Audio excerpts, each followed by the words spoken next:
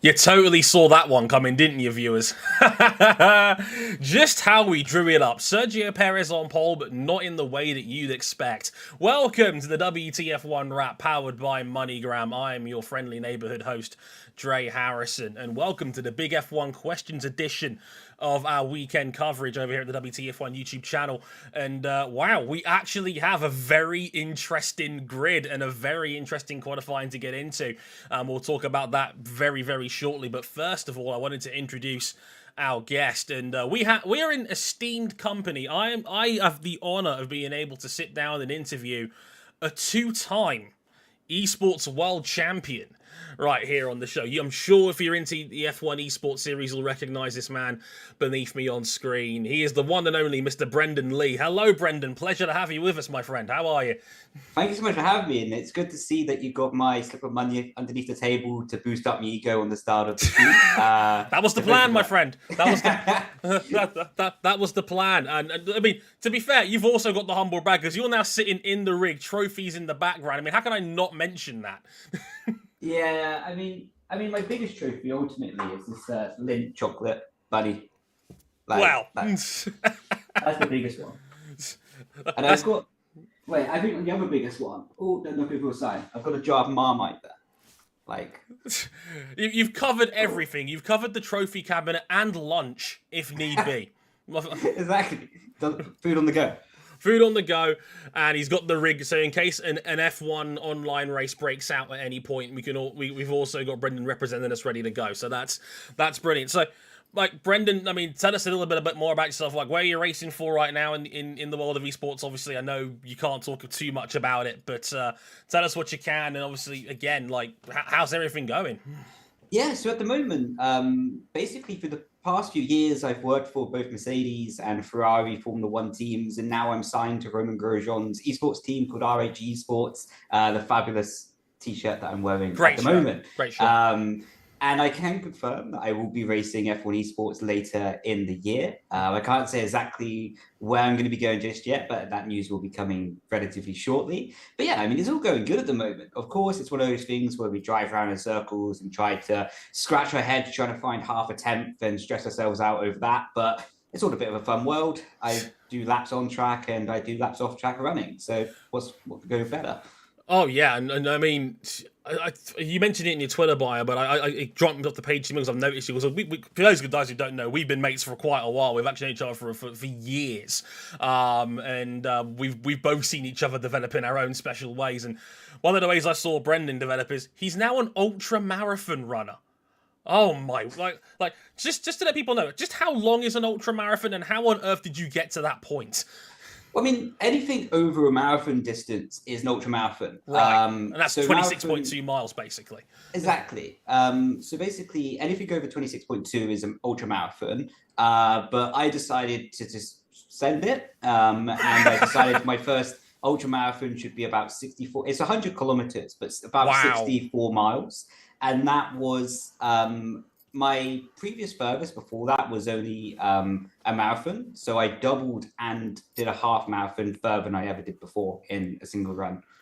That's incredible to be able to just run 60. Like that's more than what triathletes go through. I mean, that is insane. I don't know how on earth you're able to keep so fit to be able to run 50 plus miles at a time. That's absolutely insane. And I love the fact that you did this while showing off before we started, a packet of Galaxy counters.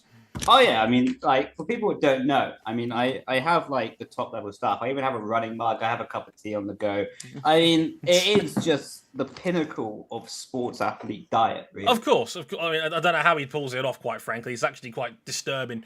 I'm not jealous of him in the slightest, says slightly podgy man from West London. But we got to talk a little bit about qualifying, and wow. I mean, we were kind of probably expecting a Red Bull 1-2. Let's be honest, we've seen Red Bull, they've pretty much dominated the season so far. We were half right.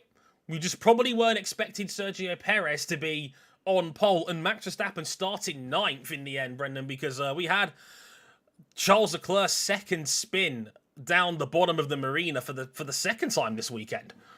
Yeah, I mean, it was interesting because, of course, I think Perez hit the wall in Q2, I think it was, already pushing the limits. Skimmed it. And then got his lap in Q1 and Q3, I should say. And of course, that's very important at the first lap. And of course, he was a little bit fortunate with Verstappen making a mistake and ultimately not being able to rectify his mistake later in the session. But I think there's some key points out there with big changes in team dynamic, because of course, when you're second in the championship and you've never really been able to challenge your teammate before, and then suddenly you have the opportunity to be leading the championship by probably more than a race win's distance if it goes well tomorrow for Perez. It really changes the dynamic of where the team, I won't say changes their focus, but it definitely makes them recenter their direction on what they want to favor, in my opinion, anyway. It's certainly intriguing. I don't think, Perez has got a golden, even if we assume Max gets up to maybe second, given how strong the Red Bull is, that means Perez at worst will be leading the World Championship on countback, depending on where that fastest lap point goes. Obviously, it'll be between 6 and 8, depending on the point difference. But as Dylan says in the chat, has Leclerc saved us from a boring race? Maybe. Quite possibly. It is a jumbled up grid. For those who haven't seen it, Perez, Alonso front row, Carlos Sainz and Kevin Magnussen P4 right now for Haas as well. Mind you, there is an asterisk on that. He is still under investigation for a potential impeding call on Lewis Hamilton from Q1. That will be under investigation right about now, actually. So if we get a result, I'll be keeping half an eye on Twitter. If we get an outcome to that during the show, I'll let you guys know. But so hold your thought on K-Mag maybe being P4. It depends if there'll be an impeding penalty incoming on that one. So that's under investigation right now. Even then, there's some more outliers. Pierre Gasly, 5th for Alpine. Wow.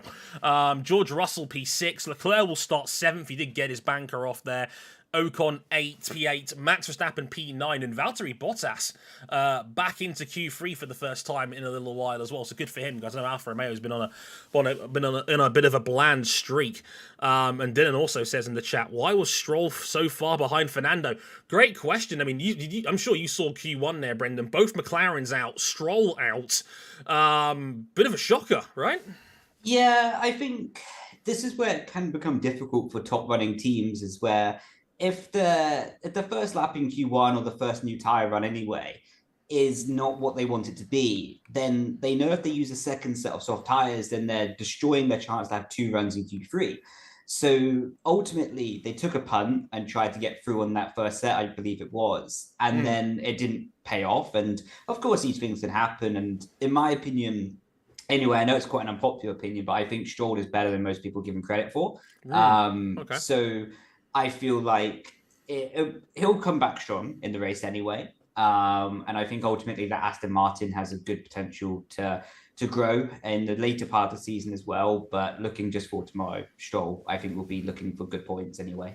Yeah, if the Aston Martin, which does look quite solid at the moment, I think if the tyre wear isn't too bad, I think they could be the second best car here on pure pace alone. Maybe a top 6 or 7 would still be a pretty solid result for Stroll, all things considered. That could be interesting. Bit of a shame for the hometown crowd as well, because Logan Sargent literally lives just down the road and he was stone dead last, unfortunately. So I know some of the American viewers probably won't be too enthralled by that one, but again, looking at the rest of the grid, K-Mag 4th, Miguel in the chat says, Gasly isn't an outlier. Is it? P5? It's a little high, but I think low-key, Brendan, I think Alpine have quietly gone about their business quite well this weekend. Yeah, no, I think Alpine has traditionally, since these new regulations came in anyway with 2022, but especially from about 2017 onwards when they widened the cars, they've been this team where they've been very strong and they've been very able to maximize their package. But they definitely get better and better as the season goes on. They haven't really been a team that starts really high and then plateaus. They've been a team that gradually builds during the season. So I think they understand their car fairly well, and they're probably now getting to the point of maximizing it, whereas maybe they didn't understand how to maximize their concept in the first few races. But Gasly's a race winner, Ocon's a race winner. I think they have good opportunity to keep this sort of 4th, 5th best team, and maybe at the moment, ultimately, it's weird to say after a few years ago, but duke it out with Mercedes. Yeah, it's interesting stuff. Also, before we get into the questions real quick as well, Cian in the chat says, on the onboards, it looked like Charles caught the spin and was heading nose first into the wall. Then the car spun again, putting the rear in the wall. Could that be deliberate to save the front wing? I'm not sure if it's that deep, to be honest with you. I think he's just slammed the brakes on, and I think he's just lost the rear trying to avoid the wall in general, Brendon. I mean, you know a little bit about how these cars work, a little bit more than most people do. I mean, is that how you look at it, or is there something a bit more to it than that? No, for sure, you're right. He's just slammed on the brake, and at that point, ultimately, what you want in a perfect situation is a car just to slide gradually at like a 45-degree angle, because then not only do you get the friction on the tires, but you also get the wind resistance when the car is sideways compared to forward. But ultimately, the people don't understand how sensitive the tires are. So he's had the initial slide, and that would have cooked the surface of the tire. And then once you slam on the brake, it's basically a point of just luck if the front tires are going to lock or the rear tires are going to lock first. So he's caught the slide, hit the brake, and then ultimately the rear tires are cooked, fried, spun it because they have less grip, and he's just a passenger from that point onwards. But I will say he was quite unlucky that the rear went to the wall first and not the front, because the front wing's an easy change, but if he's unlucky, he has a gearbox change to do as well. Yeah, that could be very true as well, because it's very easy to damage a gearbox when you're going in rear side first. So unless you've got a front wing upgrade and you've only got one, you probably want the front wing to go into the wall first, ideally, rather than the rear. There's a lot more at stake at the back end of the car most of the time. So, and hey, if it's Ferrari, hopefully they'll check both sides of it this time.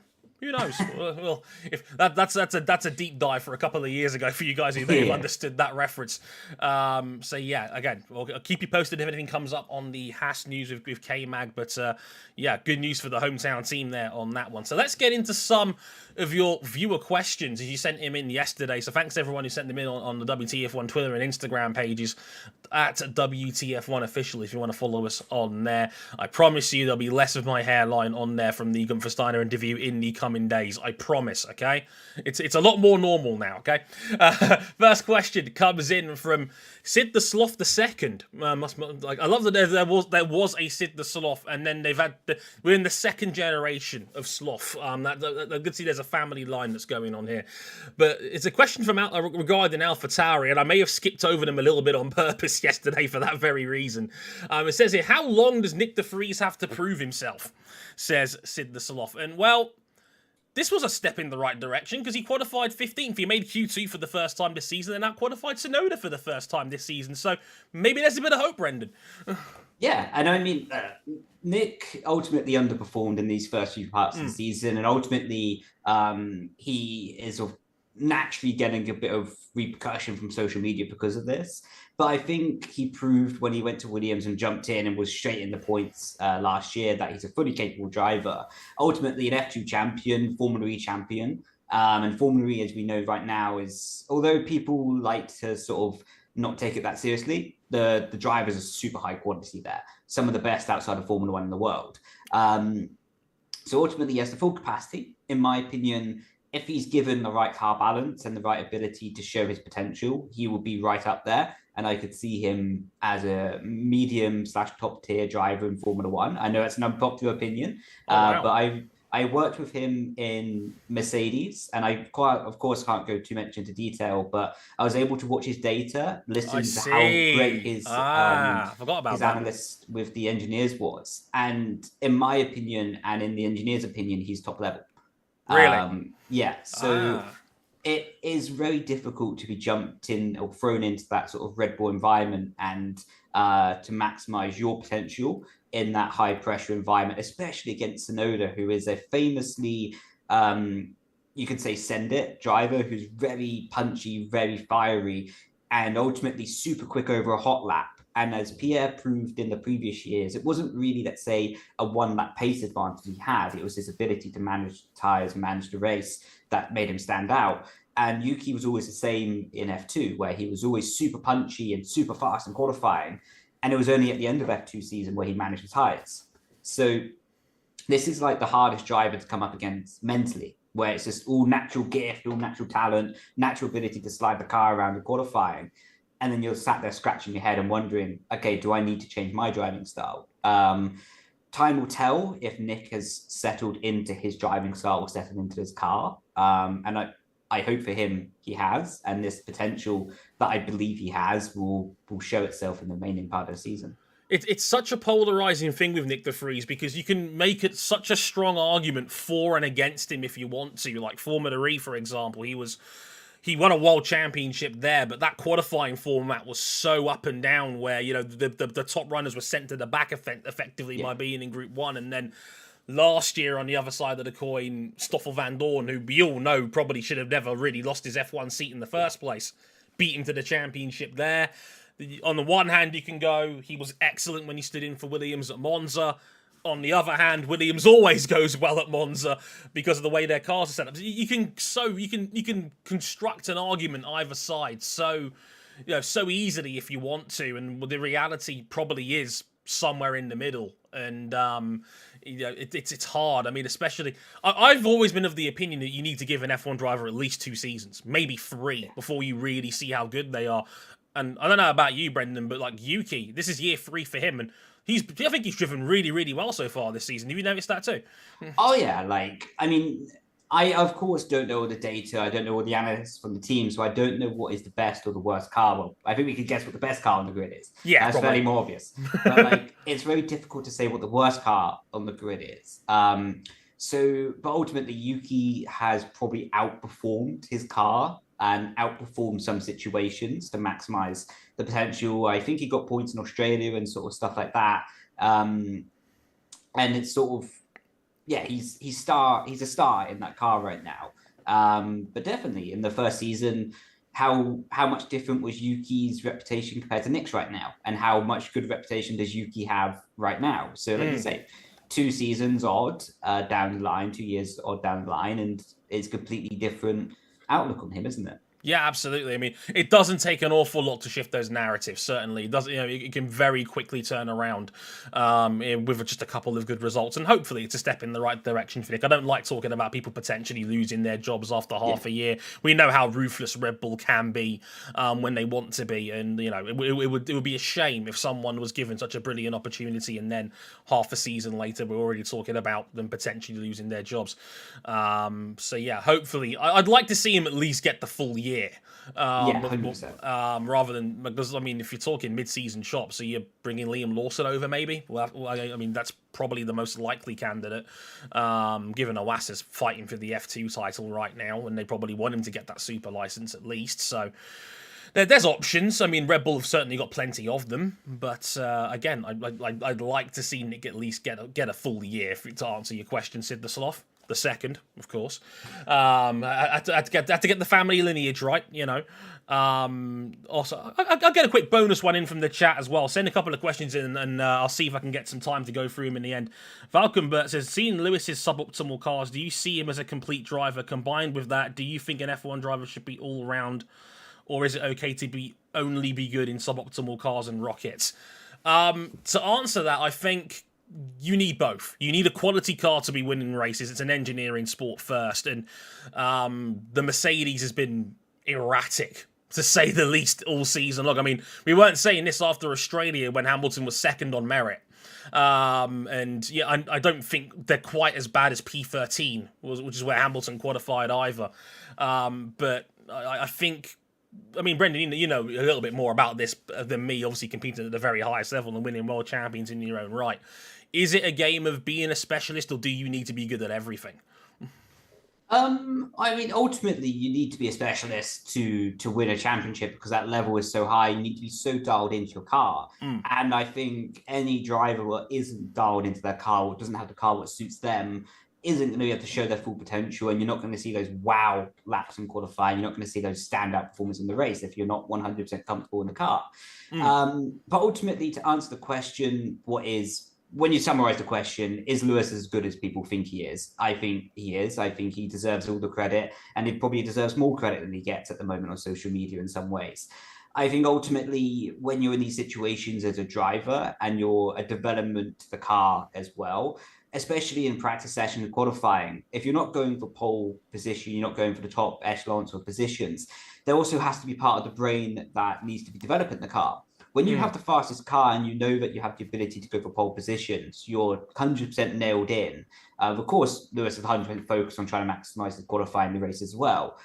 But naturally, inbuilt, there's a frustration there. Sure. And in my opinion, we saw this as well in 2014 with Daniel Ricciardo, Sebastian Vettel.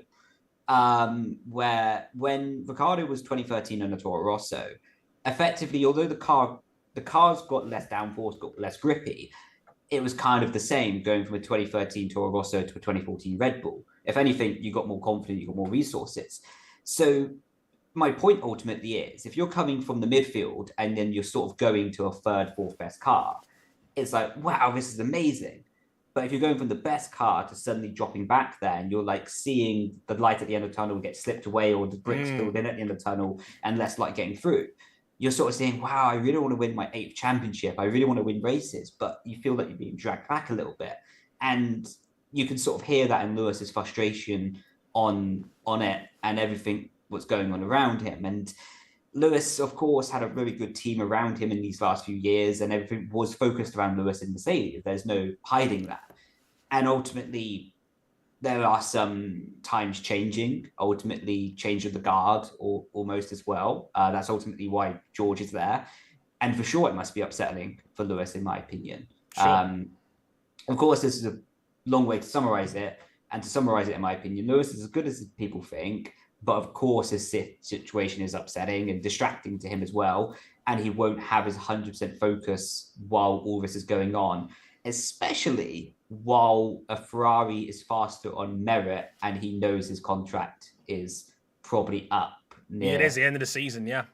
So definitely want to keep an eye on as the season goes on. A bit of I love the fan base question we got here from L Mortimer 116. This is one for you, Brendon. It says, when did you start to fall in love with Formula One? It was 2007, 2008. Oh wow! So Massa Hamilton sort of time. Yeah. I remember this was really when I started to watch Formula One, and I really didn't know much what was going on apart from cars driving around in circles. And I'd say ironically, my first memory of Formula One, I think, was 2004 Monaco, and I was just flicking through the TV and saw Monaco F1 came up. That's a bit boring. Flicked off it. That's my first ever memory of Formula One. But of course, times changed, and now my next memory of Formula One is 2008, and basically the reaction from the British about how Hamilton won the championship. Everyone jumped up, was on the phone to each other. Oh yeah. So of course, social media wasn't so big, and I'm sure you remember it as well. Oh yeah.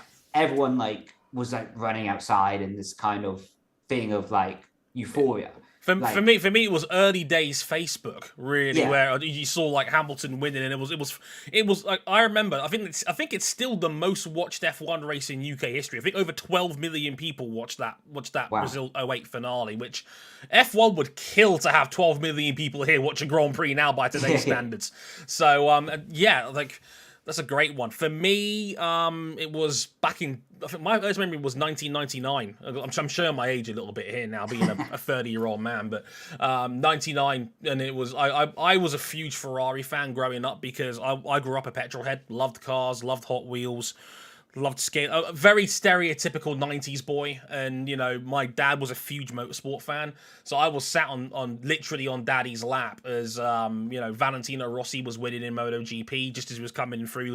He's a huge biker as well, and I was sat there as MotoGP was in its prime with Valentino Rossi, and then obviously F1 as well with Michael Schumacher. I grew up a huge Schumacher fan, and still am to this day. So if you're asking me, probably back in 99, 2000, my first memory was 99 with the double leg break for Schumacher at Silverstone, and then when he started winning titles at Ferrari, we thought the good times would never end. It was a good time to be a young Ferrari fan back then, and mostly because my dad was a massive glory hunter, which certainly helped as well. Manchester United fan, Valentino Rossi fan, Michael Schumacher fan, so he was a huge glory hunter, and I tried not to pass off him too much like that, but sometimes I ain't got a choice. It was like, you're supporting Valentino, otherwise you're not living here anymore. It had to be done, basically. So that's my general motorsport story for you now. Thanks for the question, Mortimer. Question 3 from Ahal Parashil, who asks, if Perez keeps performing this way, will Red Bull replace him with DR3 using some BS reason? This is like maximum Red Bull. This is Verstappen's house cynicism. I think this is. Yeah. I don't think this is going to be an actual thing, is it, Brendon? No. I don't think they dislike Perez that much, do they? No. I mean, ultimately, as much as people want to sort of throw drama into the media, let's say, ultimately it's a racing contest, a racing team, and ultimately if Perez is performing as one of the best drivers in the world, ultimately they don't really have much choice to keep him on, because ultimately what happens if they put Daniel Ricciardo in the car and he would perform like he did in McLaren? They need that second driver there to be able to actually bring home and bring a gap to the other cars. Because if they do want Verstappen winning a championship or winning more championships, we also must remember it's a bigger points haul if you have a strong weekend and the next closest competitor finishes third.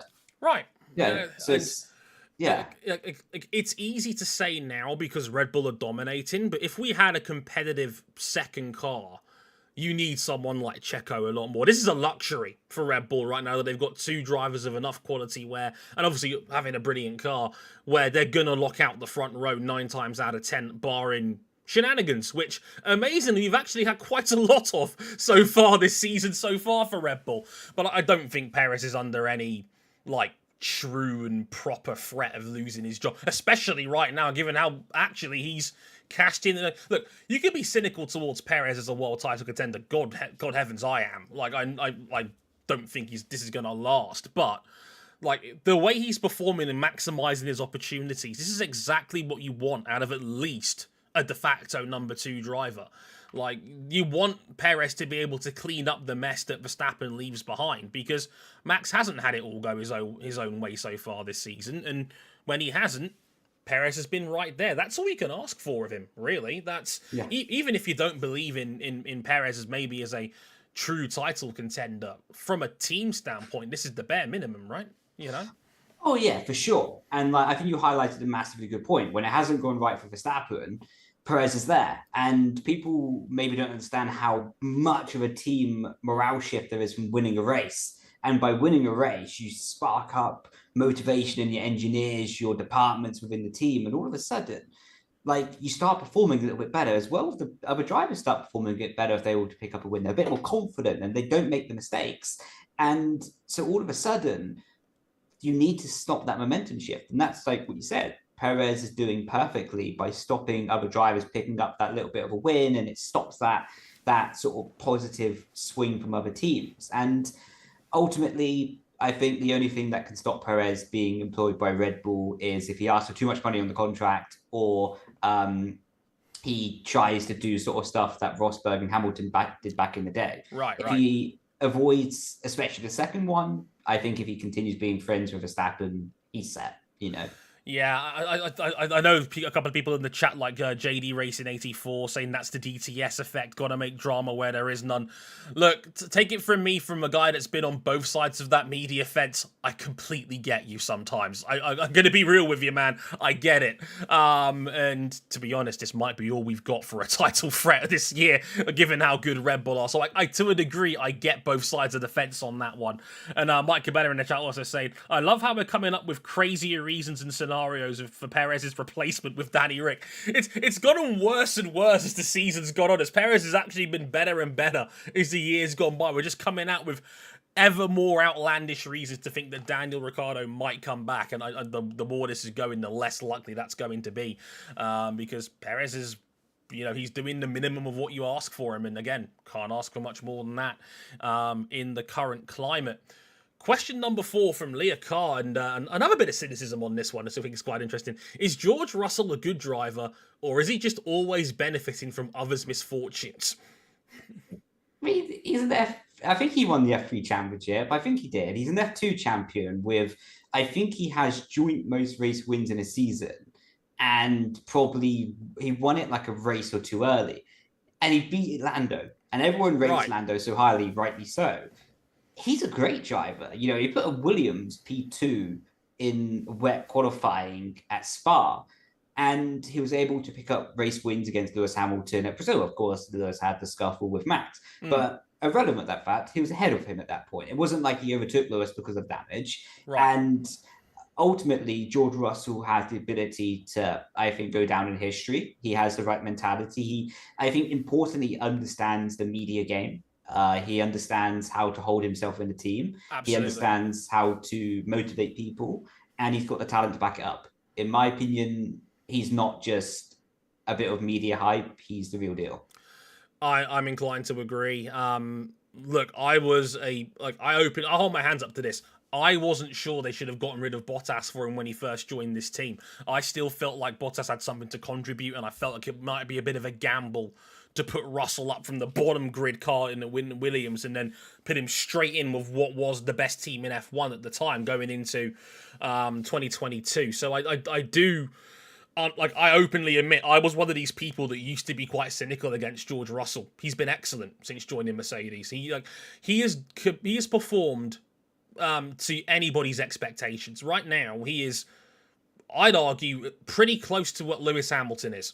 And there's a bit of back and forth in that. I know Hamilton's given up some of his performance to try and have the teammate gains in terms of setup. I know there's been some safety cars here and there, so points differences have swung back and forth between them. I think they're very evenly matched right now. I think weekends it swings on a dime between the two of them. Sometimes George will have a good weekend and he'll beat Lewis straight up. Sometimes Lewis will do, like we saw in Baku last week. I think that there is, I think it's close enough where if we're talking about Russell being in roughly the same wheelhouse as Lewis Hamilton, that's mighty impressive.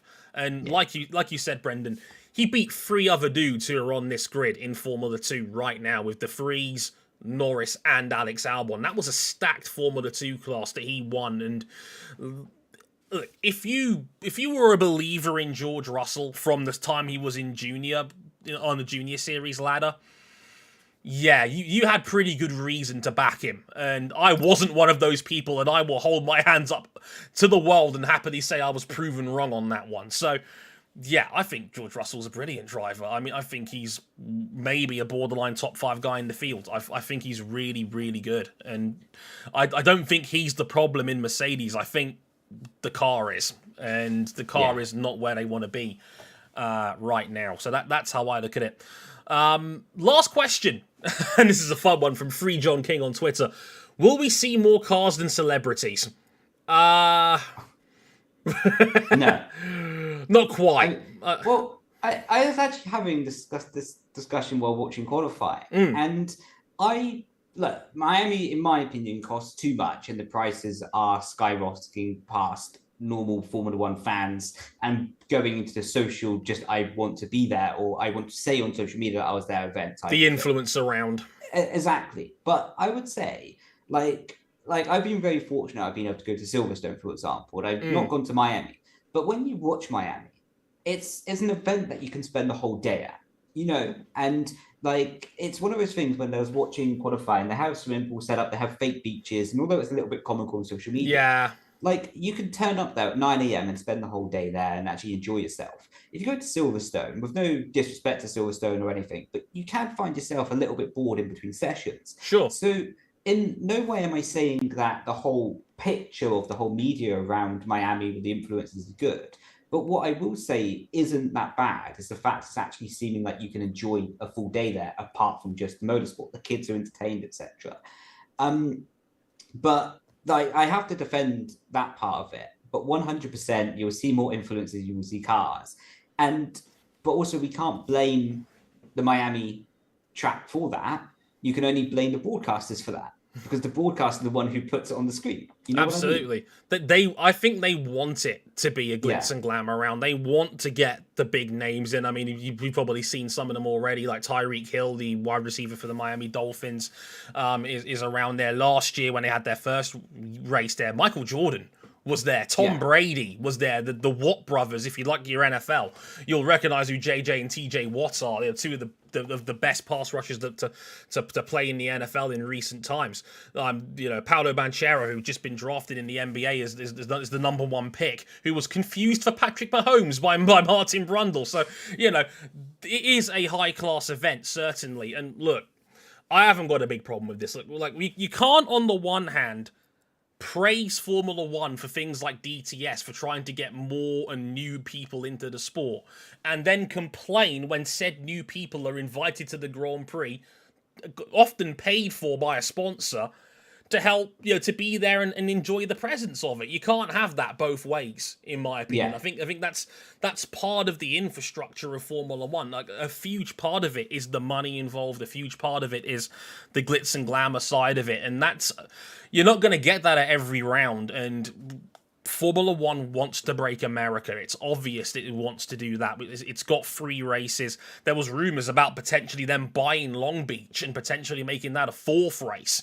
to share the limelight with IndyCar, who obviously still race at Long Beach. That's probably their most high-profile event. So the way I see it, it's a part of the game, and it always has been. I know a lot of people are very quick to say, "Oh, this is an influencer. They're not proper F1 fans." This is how the sausage has always been made.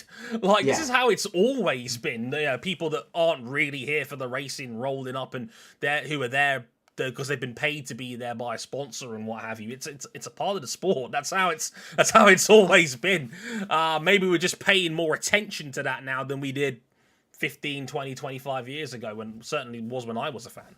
100%. And I actually thought of an interesting point when you were saying that. Sure. If the racing was closer, like we had in 2021, for example, it was super tense about what was going to happen on track, would we be paying that much attention to what was happening off track? Absolutely. I think you're absolutely spot on. I think if we had a Verstappen-Hamilton-esque title fight with 2 cars up the front, I don't think we'd be looking so hard for things to talk about. I think naturally when we're I think it's fair to say most fans are a little bit down on the product has not been amazing. Baku was a bit of a stinker to the average fan, and it's looking like it's going to be a 1-car championship. So I think when we're all a little bit more cynical about the sport, we're going to point out the negatives probably a little bit more than if we'd had 3 or 4 8 out of 10 races, some hard fights for the win, thinking, oh, we got a title fight here, which way is it going to go?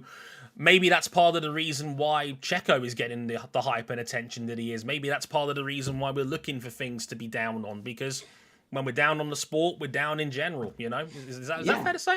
100%. And I think naturally as human beings, we all tend to look for this hero and villain story anyway. It's and you try to... Yeah. Exactly. And when you're down, you look for something to poke... Well, you can't say poke fun at, but, you're looking for something to poke at. And it's ultimately the easiest thing to poke at because it's like, oh, wow, like, look at this celebrity who's not interested. And like I say, it's just human nature, isn't it? It is indeed. I think that's certainly a part of the cynicism there.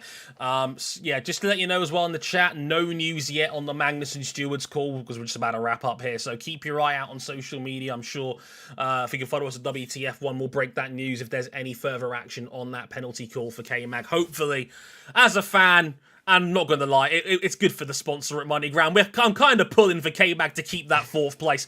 We'll have to wait and see. That'll be a hell of a result for Haas. If there's a lack of passing at Miami, maybe they'll be able to hold on to that for a little while. We'll have to wait and see. But just before we go, Brendon, tell the good people where they can find you on social media. Give yourself a shameless plug before we get out of here. No, I don't want to give myself a shameless plug. I think what I'll say instead is, instead of looking for my social media, look on to how to support charities and do that sort of thing instead. I don't need or want the attention, let's say. Go show positive attention to some charities or something like that. He's I've known Brendon for a long time. Trust me, he's the nicest man you will ever meet in your life. I promise you this, and I'm not just saying this to blow smoke up his arse. This is exactly the sort of person that he is. Takes no credit. Takes the plug and goes, go back a charity instead. Well, trust me, he's a delightful fella, and I will say, go follow him on Twitter at Brendon Leigh 72 and tell him we said hi, because he's a delightful human being, and I think he's well worth a follow. We'll be back tomorrow for the winners and losers coming off the back of the Miami Grand Prix. Certainly a bit more excitement than we normally have here, given that it's a bit of a jumbled up grid, but that's part of the fun. I'll be here with a return guest. We've got a guest coming back for the first time. We've got Jet Krause back here, so we'll probably talk a little bit of NASCAR as well, so that you can look forward to that. Me and him will be on tomorrow evening. Look forward to that. I've been Dre Harrison. He's been Brendon Leigh. Thank you very much for watching, and we'll see you tomorrow night. I believe it'll be 11 p.m, so 2.5 hours after race start. If there's any red flags, we'll always delay it a little bit. Hopefully there won't be, but we're set for 11 p.m. British Standard Time tomorrow, 6 p.m. Eastern if you're in the US. So do check that out if you haven't already tomorrow. So me and Jet Krause will be there for that one. But yeah, until next time, I've been Dre Harrison. He's been Brendon Leigh. Thank you very much for watching. See you tomorrow. Sayonara. Cheers.